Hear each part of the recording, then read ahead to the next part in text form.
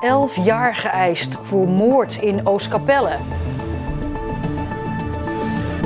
Het is vrijdag 14 mei. Dit is Zeeland Nu. Man zou buurvrouw hebben doodgestoken. Watersporters op zoek naar foute boten. En in 1 week tijd allebei je ouders verliezen.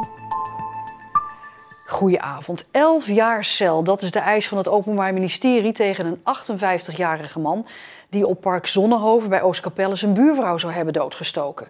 Een zaak die de bewoners daar nog altijd in zijn greep houdt. Een auto die al 2 jaar buiten staat en een appartement waar de gordijnen altijd dicht zijn. De bewoners van Park Zonnehoven in Oostkapelle worden elke dag geconfronteerd met die trieste dag in mei 2019. Toen werd een 78-jarige bewoonster neergestoken. Een paar uur later overlijdt ze. De verdachte, die in hetzelfde appartementencomplex woont, wordt een paar dagen na de moord opgepakt en zit sindsdien vast. Nu, 2 jaar later, ligt de dag van de moord nog vers in het geheugen bij de bewoners. Op die dag is zijn hond over de balustrade gesprongen. Heeft een oudere dame die hier woont, die er nog steeds woont, omver gesprongen. Een aantal bewoners hebben dat gezien. Het was een mooie dag. Zijn schreeuwend naar hem geroepen: "Hou die hond eens bij je." Toen is hij die dag boos geworden. Ik heb mensen brieven in de bus gedaan. Waar bemoei je je mee? En ik denk dat die dag voor hem zoveel spanning heeft opgeroepen. En dat het slachtoffer mogelijk die dag ook wat tegen hem gezegd heeft. Van hoe kun je nou zo stom zijn om die hond los te hebben of zoiets dergelijks. En dat is denk ik de druppel geweest. Dus op het ene moment was hij de vriendelijkheid zelf. Maar als hij zich niet goed voelde, kon het fout gaan.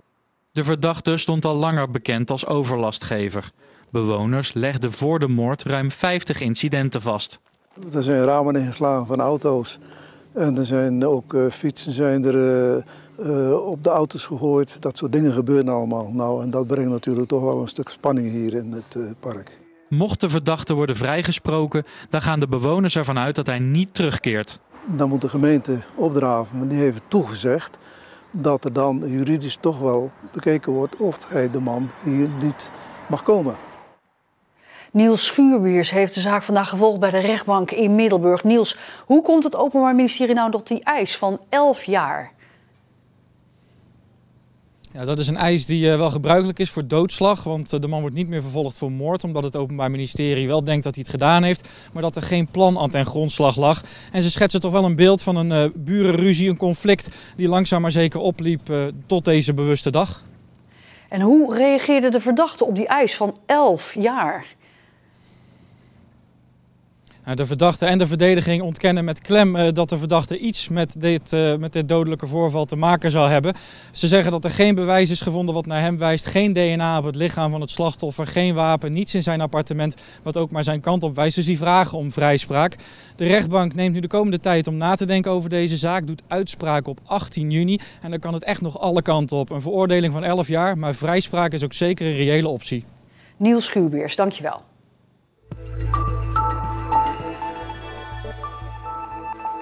De politie roept de hulp in van watersporters op het Veerse Meer bij het opsporen van fout geld. Watersporters moeten de politie inzijnen als ze op het Veerse Meer een duur jacht of waterscooters zien varen. En het onwaarschijnlijk lijkt dat de eigenaren die met eerlijk verdiend geld hebben betaald. De watersporters op het Veerse Meer krijgen morgen voor het eerst een politieberichtje op hun telefoon met daarop de tekst: verdachte boot gezien, tip ons. Volgens onderzoekers bij de politie zijn boten en waterscooters een geliefd middel onder criminelen om geld wit te wassen. Een 16-jarige jongen uit IJsendijke is gewond geraakt bij de Ringdijk Noord in Cadzand toen hij met zijn brommer op een auto botste. De jongen kwam daarna in een sloot terecht naast de Ringdijk. Een traumahelikopter uit België heeft hem daarna naar het ziekenhuis in Brugge gebracht. Het is niet bekend hoe het nu met hem gaat. De politie heeft een onderzoek ingesteld. Deze geiten produceren genoeg melk waarmee om de paar dagen 5 kazen gemaakt worden.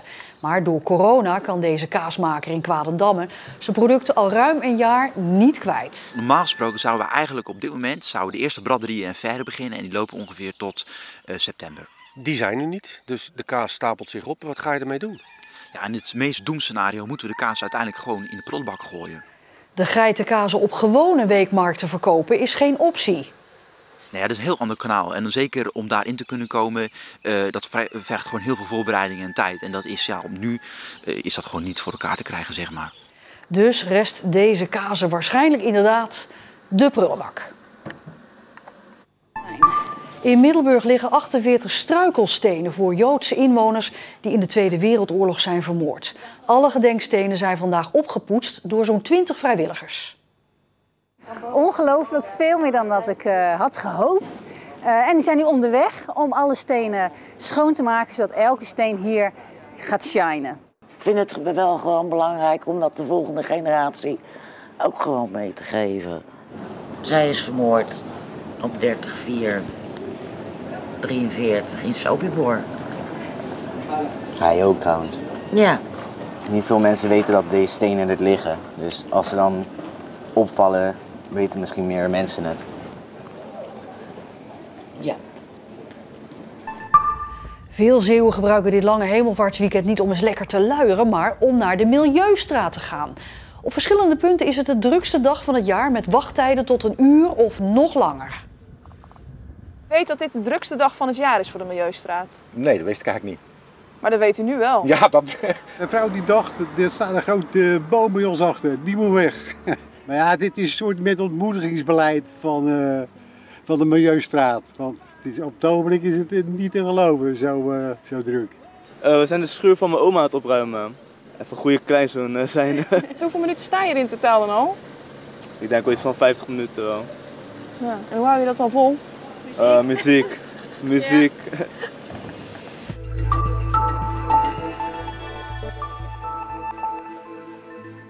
De Vlissingse jongerenwerker Jos White verloor in januari in 1 week tijd zijn beide ouders aan corona.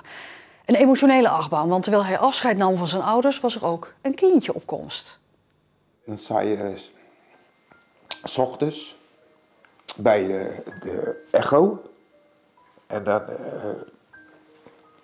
hoor je de hartslag van je kind en kan je meekijken op het beeld. En dan ben je blij en aan de andere kant, we wisten dit gaat niet de goede kant op. En dan weet je ook dat er dus je ouders nooit je kind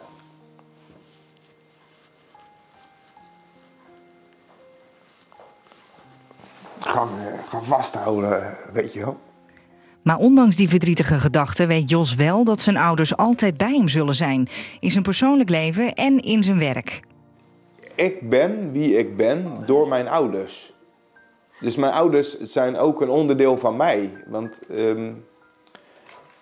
als je iets voor een ander kan betekenen, dan dat krijg je vanzelf weer terug. En dat vind ik mooi. Als ik iets wil meenemen, als ik iets meeneem in mijn werk, zijn het die basis normen en waarden die ik heb meegekregen van mijn ouders.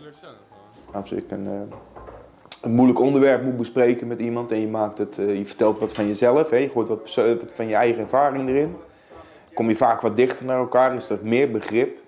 Dat je hebt je eigen rugzakje. Of het nou over corona gaat of over dat je voor je ouders moet zorgen en klaar moet staan voor je ouders, weet je wel.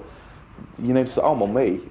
Jos durft nu open te zijn over wat er in zijn rugzak zit. Hij stelt zich kwetsbaar op en heeft het gevoel dat zijn ouders altijd bij hem zijn. Toen mijn vader overleed, ze draaiden You Never Walk Alone op in de gangen, zeg maar. Mijn vader werd naar buiten gerold. Met zijn Feyenoord dekbed over hem mee.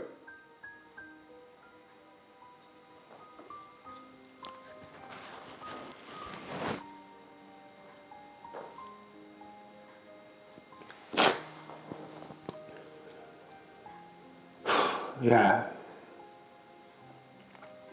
Dat is zwaar, maar het is ook mooi. Weet je wel. Het verbindt ook. Dood is niet alleen negatief. Dus dat vind ik dan ook wel weer mooi. Het is ook een gespreksonderwerp. Ja, een verdrietige periode dus. Maar Jos heeft gelukkig toch ook iets moois om naar uit te kijken. Want in augustus wordt zijn kindje geboren.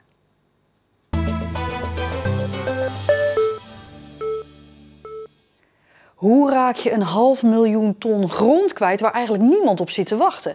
Dat probleem moet op- en overslagbedrijf Ovet in Nieuwdorp voor 1 juli gaan oplossen. Het bedrijf heeft een vergunning voor de opslag van thermisch gereinigde grond, maar die vergunning die verloopt. En als de grond dan niet op tijd weg is, dan dreigen er boetes en dwangsommen.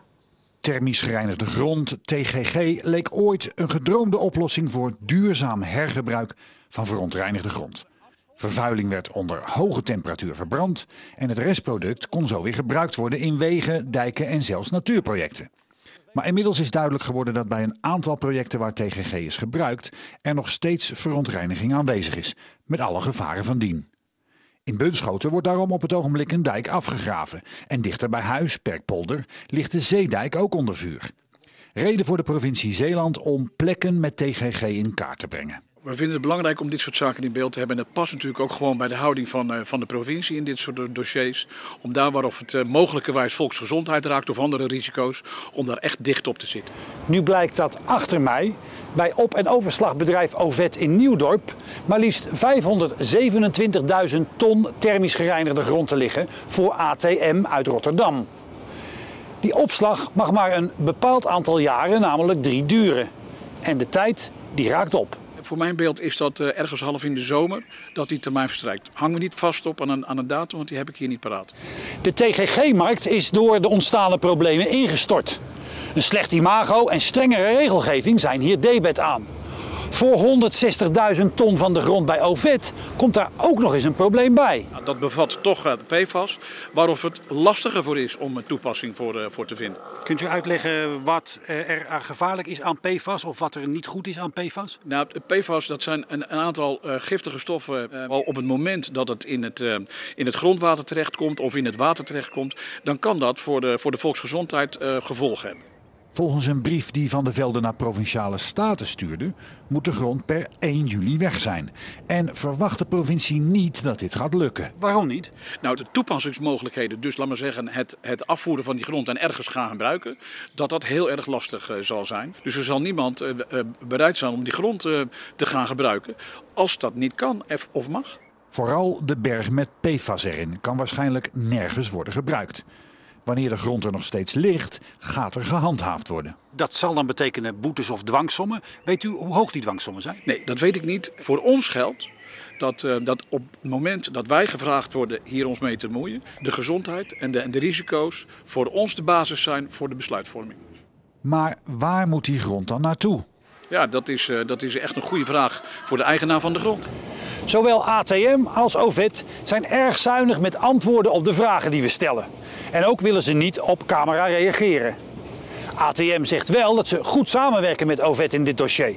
Maar als straks Ovet geld moet gaan betalen in boetes voor de grond van ATM, dan zou die samenwerking wel eens behoorlijk onder spanning kunnen komen te staan. De dag begon mistig, zoals hier in Westkapelle. Regenbuien wisselden af met droge periodes. Het stond nog eventjes lekker wandelen op het strand. De komende dagen die zijn wisselvallig en fris, met temperaturen die rond de 12-13 graden schommelen. En tot zover deze Zeeland Nu. Alvast een heel fijn weekend en graag tot morgen dan ook het weekoverzicht. Graag tot dan.